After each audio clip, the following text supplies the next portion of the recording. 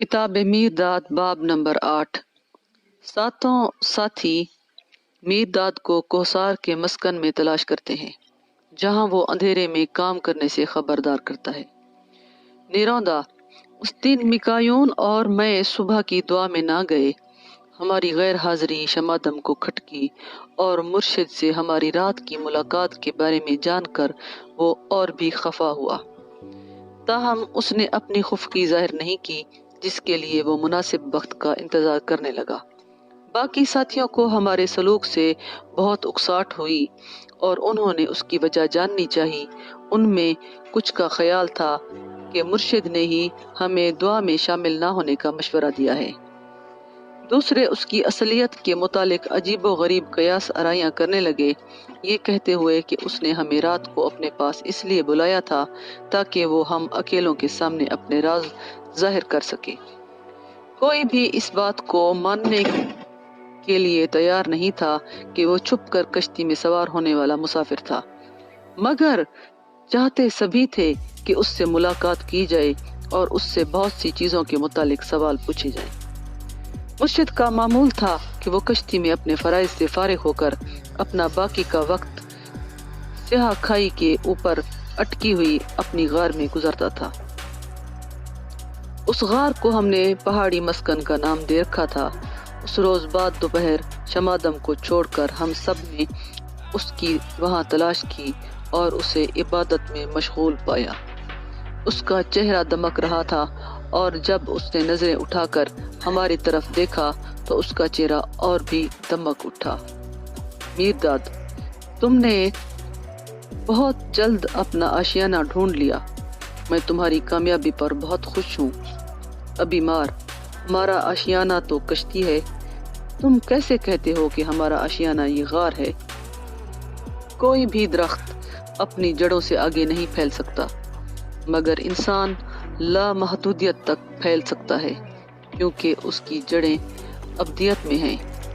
اپنے لیے حد مقرر نہ کرو، پھیلتے جاؤ تب تک جب تک ایسا کوئی کرہ نہ رہ جائے جس میں کہ تمہاری رسائی نہ ہو۔ پھیلتے جاؤ جب تک کہ کل عالم وہاں نہ ہو جہاں تم اتفاقاً موجود ہو۔ پھیلتے جاؤ تاکہ جہاں کہیں بھی تم اپنے آپ سے ملو وہیں تمہیں خدا بھی مل جائے۔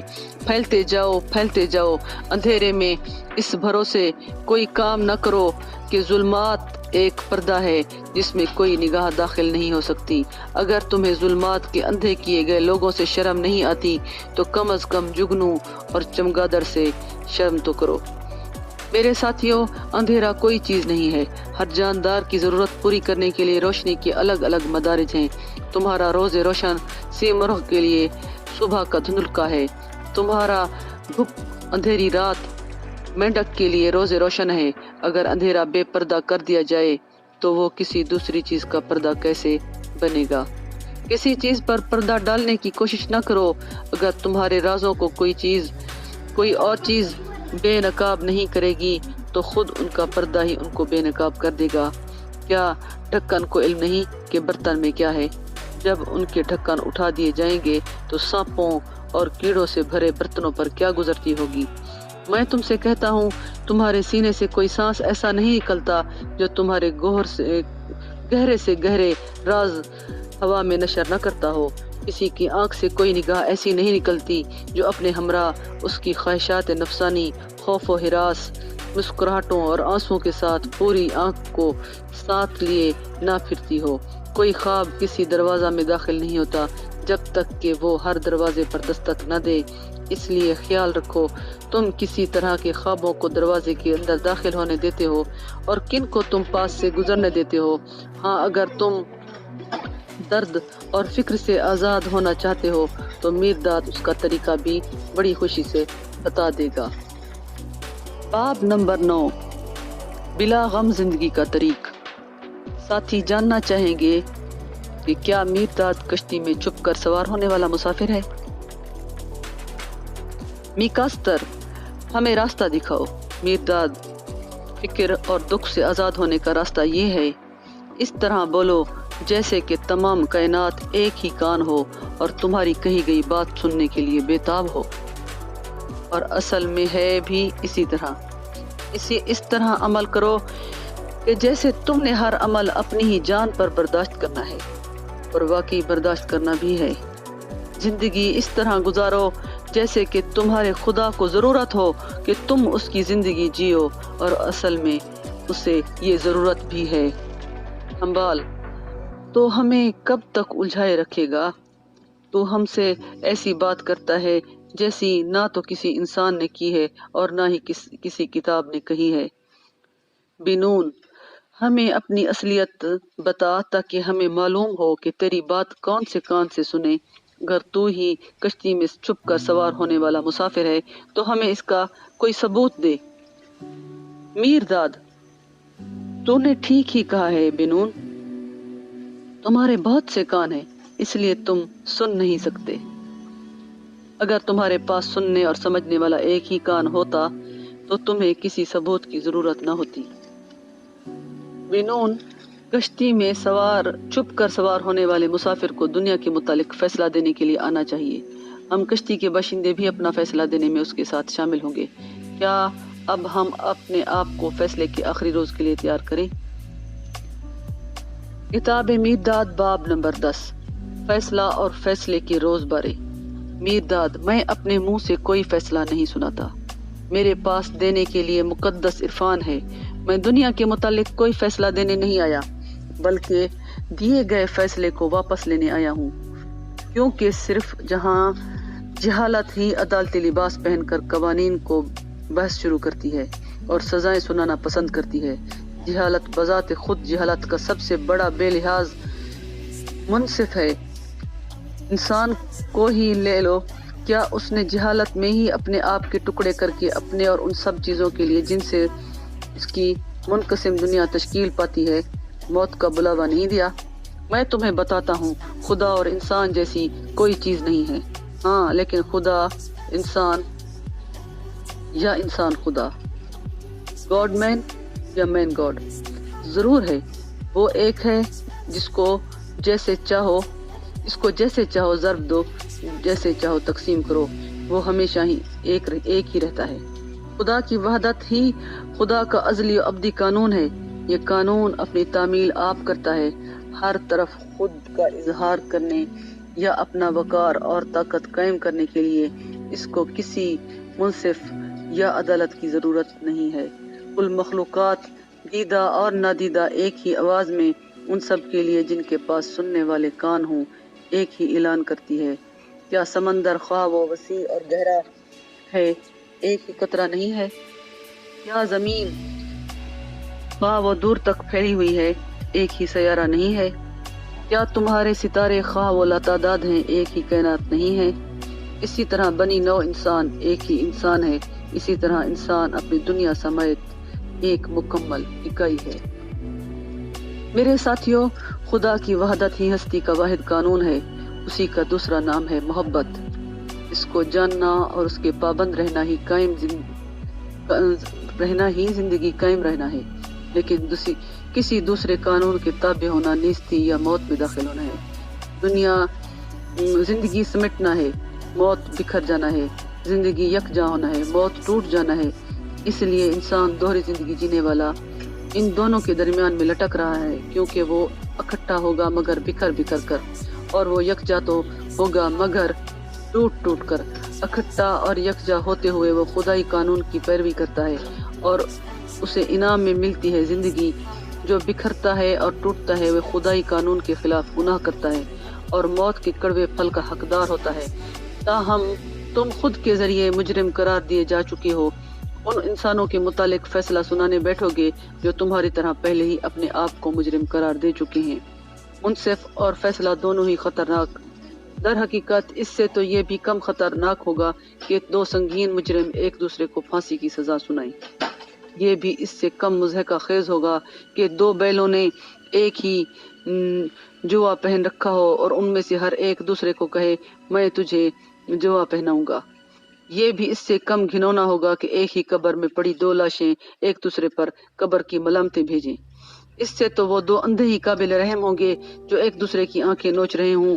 میرے ساتھیوں، ہر مسند عدالت سے بچو، کیونکہ کسی شخص یا چیز کے متعلق فیصلہ کرنے کے لیے تمہیں صرف خدائی قانون کو جاننا اور اس کے مطابق جینا ہی نہیں بلکہ شہادت بھی سننی پڑے گی۔ کسی مقدمہ متعلقہ میں بطور گواہوں کے کس کو سنو گے؟ کیا تم ہوا کو عدالت میں طلب کرو گے؟ کیونکہ زیر آسمان جو بھی کچھ واقع ہوتا ہے، ہوا اس کے وقوع میں امداد کرتی ہے اور اس کے لیے ترغیب دیتی ہے۔ یا تم ستاروں کے نام گواہوں کی فہرست میں شامل کرو گے، کیونکہ جو بھی کچھ دنیا میں واقع ہوتا ہے ستارے اس کے رازداں ہوتے ہیں۔ یا پھر تم آدم سے لے کر آج تک مر چکے ہر شخص کو حاضر ہونے کا حکم جاری کرو گے، کیونکہ سبھی مردہ لوگ جینے والوں میں زندہ ہیں۔ اگر کسی مقدمہ میں مکمل شہادت پیش کرنی ہو تو کائنات کا بھی گواہ ہونا ضروری ہے۔ جب تم کائنات کو عدالت میں طلب کر سکو گے تو تمہیں عدالتوں کی ضرورت ہی باقی نہ رہے گی۔ تم بذات خود مسند عدالت سے اتر کر گواہ کو ہی منصف بنا دینا چاہو گے۔ جب تم سب کو جانتے ہوگے تو کسی کے متعلق فیصلہ نہیں دو گے، یعنی کسی کی عیب جوئی نہیں کرو گے۔ جب تم مخلوقات کو اکٹھا کرنے کے قابل ہو جاؤ گے تو تم بکھر چکے لوگوں میں سے کسی ایک کو بھی مجرم قرار نہیں دینا چاہو گے، کیونکہ تمہیں پتا ہوگا کہ بکھرنے والے کو اس کے بکھراؤ نے ہی مجرم ٹھہرایا ہے، اور پھر اپنے آپ مجرم ٹھہرائے گئے اس شخص کو مجرم ٹھہرانے کے بجائے تم اس کو سزا اور جرم سے بری کرنے کی کوشش کرو گے۔ اب انسان اپنے خود کے اٹھائے ہوئے بوجھوں سے بری طرح لدا ہوا ہے۔ اس کا راستہ بہت ابڑ کھبڑ اور پرپیچ ہے۔ ہر نیا فیصلہ منصف اور مجرم دونوں کے لیے ایک فالتو بوجھ بن جاتا ہے۔ اگر تم چاہتے ہو کہ تمہارے بوجھ ہلکے رہیں تو کسی بھی انسان کے متعلق فیصلہ نہ دو۔ اگر تم چاہتے ہو کہ تمہارے بوجھ اپنے آپ اتر جائیں تو ہمیشہ کے لیے کلمہ میں تحلیل ہو جاؤ۔ اگر تم چاہتے ہو کہ تمہارا راستہ سیدھا اور ہموار ہو تو اپنے قدموں کے صحیح رخ کے لیے عرفان کو اپنا رہنما بناؤ۔ میں تمہارے متعلق کوئی فیصلہ سنانے نہیں آیا، بلکہ تمہارے لیے مقدس عرفان لے کر آیا ہوں۔ بنی نون، روز قیامت کے متعلق تو ہمیں کیا بتانا چاہے گا؟ میرداد، بنی نون، ہر دن روز قیامت ہے۔ ہر ایک پلک جھپک کے بعد ہر شخص کے حساب کا بقیہ نکالا جاتا ہے۔ کچھ بھی مخفی نہیں رہتا، کوئی بھی چیز حساب سے باہر نہیں رہتی۔ کوئی خیال، کوئی عمل و فعل، کوئی خواہش ایسی نہیں ہے جو سوچنے کرنے اور چاہنے والے کی باطن میں نقش نہیں ہوتی۔ اس دنیا میں کوئی خواہش، کوئی عمل، کوئی خیال بانج نہیں رہتا۔ سب کی اپنی الگ قسم اور الگ فطرت کی اولاد ہوتی ہے۔ جو کچھ خدائی قانون کے مطابق ہوتا ہے زندگی سے وابستہ ہو جاتا ہے، اور جو کچھ اس کے برخلاف ہوتا ہے وہ موت سے جا ملتا ہے۔ بنون، تمہارے سبھی دن یکساں نہیں ہوتے۔ کچھ پرسکون رہتے ہیں، وہ صحیح طور پر بتائے گا لمحات کا پھل ہوتے ہیں۔ کچھ بادلوں سے گھرے ہوتے ہیں، وہ موت میں نیم خوابی اور زندگی میں نیم بیداری کی حالت میں بسر کی گئی گھڑیوں کا تحفہ ہوتے ہیں۔ کچھ اور تیز رفتار طوفان پر سوار چلے آتے ہیں، آنکھوں میں بجلی کی چمک، نتھنوں میں بادلوں کی گرج لیے۔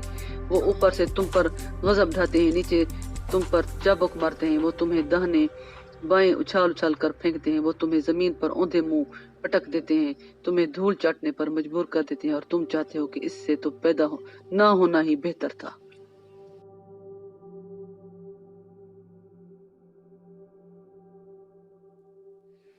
باب نمبر 10، صفحہ نمبر 72۔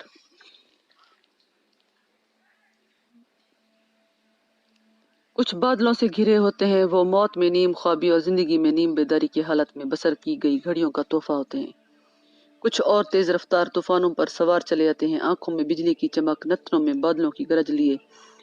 وہ اوپر سے تم پر غضب ڈھاتے ہیں، نیچے سے تم پر چابک مارتے ہیں۔ وہ تمہیں دائیں اور بائیں اچھال کر پھینکتے ہیں، وہ تمہیں زمین پر اوندھے منہ پٹک دیتے ہیں، تمہیں دھول چاٹنے پر مجبور کر دیتے ہیں، اور تم چاہتے ہو کہ اس سے تو پیدا نہ ہونا ہی بہتر تھا۔ ایسے دن خدائی قانون کی ارادتاً مخالفت میں بتائی گئی گھڑیوں کا ثمر ہوتے ہیں۔ دنیا کے ساتھ ایسا ہی ہوتا ہے۔ جو سائے اس وقت آسمان پر چھائے ہوئے ہیں، یہ ان سایوں سے جو اپنے ساتھ طوفان لے کر آئے تھے ذرا بھی کم منحوس نہیں ہیں۔ اپنی آنکھیں کھولو اور دیکھو، جب تم بادلوں کو جنوبی ہوا پر سوار شمال کی طرف بھاگتے ہوئے دیکھتے ہو تو کہتے ہو یہ ہمارے لیے میل آئیں گے، تو پھر تم انسانی بادلوں کے معنی اخذ کرنے کے لیے ویسی ہی سمجھ سے کام کیوں نہیں لیتے؟ تم کیوں نہیں دیکھ سکتے کہ انسان بری طرح ان کے جال میں پھنس گئے ہیں؟ الجھن کے حل کا دن بہت قریب ہے، وہ دن کتنا بھیانک ہوگا۔ دیکھو، بے شمار صدیوں کے دور ان انسانوں کے جال ان کے نفس اور روح کی رگوں سے بنائے گئے ہیں۔ انسانوں کو ان کے پھندوں سے آزاد کرنے کے لیے ان کی کھال تک ادھیڑنی ضروری ہوگی، ان کی ہڈیاں تک چکنا چور کرنی ہوگی، اور یہ کھال ادھیڑنے اور کچلنے کا کام انہیں خود ہی کرنا ہوگا۔ جب ڈھکن اٹھائے گئے، اور وہ یقیناً اٹھائے جائیں گے، اور جب دیگچیاں جو کچھ ان میں ہے نکال دیں گی، جو ہوگا تو انسان اپنا منہ شرم سے کہاں چھپائیں گے، اور ان کے بھاگنے کے لیے کون سی جگہ ہوگی؟ اس روز جینے والے مرے ہوئے پر رشک کریں گے، اور مرے ہوئے جینے والوں پر لعنت بھیجیں گے۔ انسان کے الفاظ ان کے حلق میں چپک کر رہ جائیں گے، اور روشنی ان کی پلکوں پر جم جائے گی۔ ان کے دلوں میں سانپ اور بچھو نمودار ہو جائیں گے، اور وہ خوفزدہ ہو کر چیخ اٹھیں گے، یہ سانپ اور بچھو کہاں سے آ گئے؟ تب انہیں یاد نہیں ہوگا کہ یہ ہم نے ہی اپنے دلوں میں بسا کر پال رکھے تھے۔ اپنی آنکھیں کھولو اور دیکھو، ہماری اس کشتی میں غرق ہو رہی دنیا کے روشن مینار کے طور پر قائم کیا گیا کیچڑ کا ایک بڑا انبار بھی ہے، تم جس کو کسی بھی صورت عبور نہیں کر سکتے۔ اگر روشن مینار آپ پھندا بن جائے تو سمندر میں سفر کرنے والوں کو کتنی بری حالت ہوگی۔ میرداد تمہارے لیے نئی کشتی بنائے گا، ٹھیک اسی گھونسلے کے اندر اس کی بنیاد رکھ کر اس کی تعمیر کرے گا۔ جب تم اس گھونسلے سے اڑ کر دنیا میں جاؤ گے تو تمہارے پاس زیتون کی ٹہنیوں کے بجائے لازوال زندگی ہوگی۔ اس کے لیے ضروری ہے کہ تمہیں ربی قانون کا علم ہو اور تم اس پر عمل پیرا ہو۔ زمورہ ہمیں خدائی قانون کا علم کیسے ہوگا اور ہم اس پر کیسے عمل کریں گے؟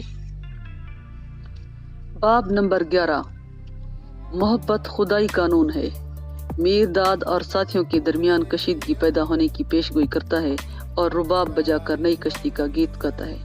میرداد محبت خدائی قانون ہے۔ تمہیں زندگی اس لیے عطا کی گئی ہے تاکہ تم محبت کرنا سیکھو۔ تم محبت اس لیے کرتے ہو تاکہ تم جینا سیکھ سکو۔ انسان سے کوئی اور سبق سیکھنے کی امید نہیں کی جا سکتی۔ اور کیا محبت یہ نہیں کہ محبوبہ کو ہمیشہ کے لیے اپنی ہستی میں جذب کر لے تاکہ وہ دونوں ایک ہو جائیں؟ اور بندے نے کس سے یا کیسے محبت کرنی ہے؟ کیا بندے نے شجر حیات پر لگے کسی خاص پتے کا انتخاب کر کے اپنی تمام تر محبت اس پر اڈیل دینی ہے؟ پھر جس پر وہ پتہ لگا ہے اس شاخ کا کیا ہوگا؟ اس تنے کا کیا ہوگا جس نے اس کو تھام رکھا ہے؟ اس چھال کا کیا ہوگا جو تنے کی حفاظت کرتی ہے؟ ان جڑوں کا کیا ہوگا جو چھال، تنا، شاخوں اور پتوں کی خوراک پہنچاتی ہے؟ اس مٹی کا کیا ہوگا جس نے جڑوں کو اپنی آغوش میں لے رکھا ہے؟ پھر سورج، سمندر اور ہوا کا کیا ہوگا جو اس مٹی کو زرخیز کرتے ہیں؟ اگر کسی درخت پر لگا ایک چھوٹا سا پتا تمہاری محبت کا مستحق ہے تو کیا پورا درخت اس سے زیادہ مستحق نہیں ہوگا؟ وہ محبت جو کل ایک جز کا انتخاب کرتی ہے، اپنی تقدیر میں غم کی لکیر بناتی ہے۔ تم کہتے ہو کسی درخت پر طرح طرح کے پتے لگے ہوئے ہیں، کوئی صحتور ہوتے ہیں، کوئی بیمار، کوئی خوبصورت ہوتے ہیں تو کوئی بدصورت، کوئی دیو قامت ہوتے ہیں تو کوئی بونے۔ ان میں سے چننے اور انتخاب کرنے کی مجبوری تو ہم پہ لاحق ہوگی ہی۔ میں تمہیں بتاتا ہوں کہ بیماروں کی زردی سے صحت مندوں کی تازگی جنم لیتی ہے، اور تمہیں آگے بتاتا ہوں کہ بدصورتی ہی خوبصورتی کی پلٹ رنگ اور قلم ہوتی ہے۔ اور بونا اگر اس نے اپنا قد دیوگ کی نظر نہ کر دیا ہوتا تو کبھی پست قد نہ ہوتا۔ تم شجر حیات ہو، اپنے آپ کو تقسیم سے خبردار رہو، نہ کبھی پھل کے خلاف پھل کو، نہ پتے کے مقابلہ پتا کو، نہ شاخ کے مخالف شاخ کو، نہ جڑوں کے مقابلے تنے کو، نہ ماں زمین دھرتی ماتا پر درخت کو ترجیح دو، مگر تم ٹھیک وہی کرتے ہو جب تم ایک جز کو باقیوں سے زیادہ یا پھر پوری کی پوری محبت دے ڈالتے ہو۔ تم شجر حیات ہو، تمہاری جڑیں ہر جگہ ہیں، تمہاری شاخیں اور پتے ہر جگہ ہیں، تمہارے پھل اور ایک منہ ہیں، اس درخت کے پھل خواہ کیسے بھی ہوں، اس کی شاخیں اور پتے چاہے کیسے بھی ہوں، اس کی جڑیں خواہ کیسی ہوں، وہ پھل تمہارے ہیں، وہ پتے اور شاخیں تمہاری ہیں، وہ جڑیں تمہاری ہیں۔ اگر تم چاہتے ہو کہ درخت کو میٹھے اور خوشبودار پھل لگیں، اگر تم چاہتے ہو کہ وہ ہمیشہ تناور اور ہرا بھرا رہے، تو تم اس جوہر کا خیال رکھو جس سے تم اس کی جڑوں کی پرورش کرتے ہو۔ محبت زندگی کا جوہر ہے، جبکہ نفرت موت کا مواد۔ مگر لہو کی طرح محبت کا رگوں میں بے روک دوران ضروری ہے۔ لہو کو دباؤ گے تو وہ ایک خطرہ بن جائے گا، پلیگ کا روگ بن جاتا ہے۔ اور نفرت کیا ہے؟ دبائی ہوئی یاروں کی ہوئی محبت ہی تو ہے۔ نفرت زہر قاتل کا کام کرتی ہے، پینے والے اور پلانے والے، نفرت کرنے والے اور نفرت زدہ دونوں کے لیے۔ تمہاری زندگی کے درخت کا زرد پتا محبت سے جدا کیا گیا پتا ہے۔ زرد پتے کو الزام نہ دو۔ مرجھائی ہوئی شاخ محبت کی پیاسی شاخ ہی تو ہے، مرجھا چکی شاخ کو الزام نہ دو۔ نفرت کو چوس کر پروان چڑھنے والا پھل ہی گندا پھل ہوتا ہے۔ گندے پھل کو الزام نہ دو، بلکہ اپنے اندھے اور کنجوس دل کو الزام دو، جو کچھ ایک کو زندگی کا جوہر خیرات کی طرح بانٹ کر اوروں کو اس سے محروم رکھتا ہے۔ ایسا کر کے وہ اصل میں خود بھی اس سے محروم رہ جاتا ہے۔ اپنے آپ سے محبت کیے بغیر کسی سے محبت ممکن نہیں۔ ہر ایک کو اپنی باہوں میں لے لینے والی اپنی ذات کے سوا اور کوئی بھی ذات اصلی نہیں ہے۔ خدا اس لیے سرتاپا محبت ہے کیونکہ وہ اپنے آپ سے محبت کرتا ہے۔ جب تم محبت سے دکھی ہو جاتے ہو تو سمجھ لو تمہیں اپنی اصل ذات کا علم نہیں، اور نہ ہی محبت کی سنہری چابی تمہارے ہاتھ آئی ہے، کیونکہ تم اپنی چند روزہ ذات سے محبت کرتے ہو۔ تمہاری محبت بھی چند روزہ ہے۔ مرد کی عورت سے محبت نہیں ہے، یہ محبت کا دلہا سایہ ہے۔ ماں باپ کی اپنی اولاد سے محبت کی پاک عبادت گاہ کی دہلیز ہے۔ جب تک ہر مرد ہر عورت کا محبوب نہیں بنتا اور ہر عورت ہر مرد کی محبوبہ، جب تک ہر اولاد ہر ماں باپ کی اولاد نہیں بنتی اور ہر ماں باپ اولاد کے ماں باپ نہیں، تب تک مرد اور عورتیں بے شک یہ شیخی بگاڑتے رہیں گے کہ ہڈیوں اور گوشت سے ملاپ ہو گیا ہے، لیکن انہیں ہرگز یہ حق حاصل نہیں ہوگا کہ وہ محبت کا مقدس لفظ تک بھی اپنی زبان پر لا سکیں، کیونکہ ایسا کہنا کفر ہوگا۔ گنتی میں جب تک تمہارا دشمن ایک بھی دشمن ہے، تمہارا کوئی بھی دوست نہیں ہے۔ جب دل میں دشمنی کو پناہ دی گئی ہو تو اس میں دوستی کیسے بے خوف پنپ سکتی ہے؟ جب تک تمہارے دلوں میں نفرت کا بسیرا ہے، تم محبت کے سرور سے واقف نہیں ہوگے۔ اگر تم ایک ادنا سے کیڑے کو چھوڑ کر سب چیزوں کی پرورش زندگی کے جوہر سے کرتے جاؤ، پھر بھی وہ مخصوص ادنا سا کیڑا اکیلا ہی تمہاری زندگی میں زہر گھول دے گا، کیونکہ کسی چیز یا کسی شخص سے محبت کرتے ہوئے تم صرف اپنے آپ سے محبت کرتے ہو۔ اسی طرح کسی چیز یا شخص سے نفرت کرتے ہوئے تم اصل میں اپنے آپ سے ہی نفرت کرتے ہو، کیونکہ جس سے تم نفرت کرتے ہو وہ پوری طرح کسی سکے کے الٹے اور سیدھے رخ کی مانند غیر منفک صورت میں اسی ہستی سے وابستہ ہے جس سے تم محبت کرتے ہو۔ اگر تم اپنے آپ سے ایمانداری کا سلوک چاہتے ہو تو اس سے پہلے کہ تم اس سے محبت کرو جس کو تم محبت کرتے ہو، اور جو تم سے محبت کرتا ہے تم اس سے محبت کرو جس سے تم نفرت کرتے ہو اور جو تم سے نفرت کرتا ہے۔ محبت کوئی نیکی نہیں ہے، محبت ایک ضرورت ہے۔ روٹی اور پانی سے بھی اہم، روشنی اور ہوا سے بھی زیادہ کسی کو بھی محبت پر مغرور نہیں ہونا چاہیے۔ محبت اسی طرح جیسے کہ ہوا تمہارے اندر ہوتی ہے اور بہر جاتی ہے، لاشعوری طور پر بنا رکاوٹ تمہارے سانس کے ساتھ اندر اور باہر آنی اور جانی چاہیے۔ محبت کو ضرورت نہیں کہ کوئی اس کی شان بلند کرے، جس کو اپنی شان سمجھتی ہے اس دل کا رتبہ وہ خود بخود بلند کر دیتی ہے۔ محبت کا کوئی صلہ تلاش نہ کرو، محبت ہی محبت کی معقول جزا ہے، جیسے نفرت ہی نفرت کی سب مناسب سزا ہے۔ محبت کے ساتھ کوئی لین دین نہ کرو، کیونکہ محبت سوائے اپنے آپ کے کسی دوسرے کو حساب دہ نہیں ہوتی۔ محبت نہ تو کسی کو ادھار دیتی ہے اور نہ ہی ادھار لیتی ہے۔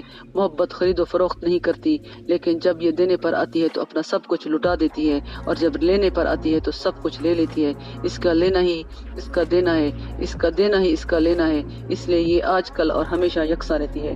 جیسے سمندروں میں بہہ کر خالی ہو جانے والا کوئی زبردست دریا سمندر کے ذریعے پھر سے ہمیشہ کے لیے بھر دیا جاتا ہے، ویسے ہی تمہیں محبت میں خالی ہو جانا چاہیے تاکہ تم ہمیشہ ہی محبت سے بھرپور رہو۔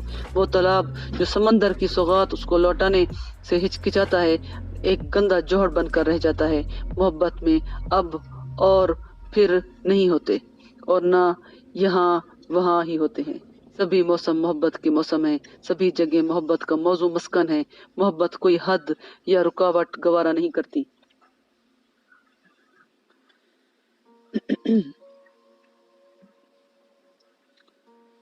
मोहब्बत कोई हद या रुकावटें गवारा नहीं करती। जिस मोहब्बत की राह में कोई रुकावट हैल हो, समझ लो कि वो अभी मोहब्बत कहलाए जाने की मुस्तहिक नहीं है। मैं तुम्हें अक्सर ये कहते हुए सुनता हूँ कि मोहब्बत है, गोया उसको अपने महबूब में कोई नुक्स नजर नहीं आता। इस किस्म का अंधापन ही आला दर्जे की बसीरत है। काश तुम हमेशा ही इतने अंधे होते कि तुम्हें किसी भी चीज में कोई नुक्स नजर ना आता। नहीं, मोहब्बत की आंख तो बहुत साफ और अंदर तक देखने वाली होती है, इसलिए ये कोई ऐब नहीं देखती। जब मोहब्बत तुम्हारी नजर को पाक कर देती है तो फिर तुम्हें कोई भी चीज मोहब्बत के नामुस्तहिक दिखाई नहीं देती। कोई मोहब्बत से महरूम ऐब जो आंख ही हमेशा अपने आप को ऐब जोई में गलता रखती है।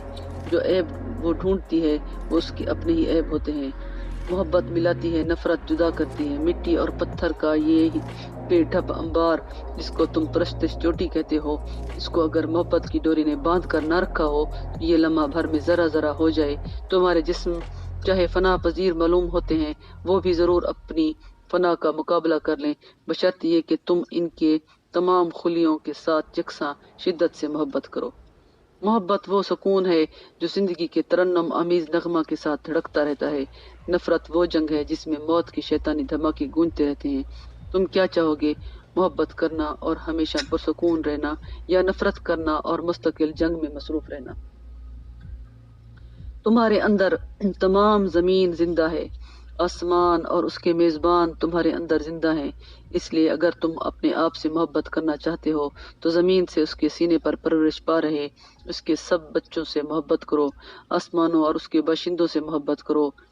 अभी मार, तुझे निरौंदा से नफरत क्यों है?